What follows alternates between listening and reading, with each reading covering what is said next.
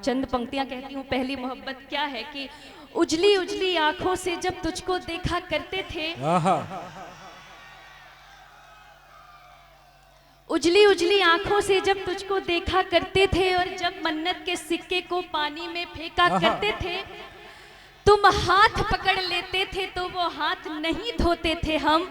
गलती से पानी पड़ जाए उस रात बहुत रोते थे क्या हम। कहने हैं, क्या कहने हैं? गलती से पानी पड़ जाए उस रात बहुत रोते थे हम। जब तुम दिल की रंगोली में हर दिन एक रंग सजाते थे, हम सुध बुध भूले रहते थे, बस तुम ही हमें हंसाते थे। लोगों ने हमको समझाया ऐसी नादानी मत करना, इस प्यार व्यार के चक्कर में बचपन को ज्ञानी मत करना। अब कैसे उनको समझाएं, अब कैसे उनको समझाएं, वो उम्र प्यार की होती थी, गुदगुदी रंगों में होती थी जब बात यार की होती थी। क्या कहने हैं? गुदगुदी रंगों में होती थी जब बात यार की होती थी, कि वो बचपन की बात नहीं थी, उसका नाम मोहब्बत था। कोई ऐसी वैसी बात नहीं थी, उसका नाम मोहब्बत था।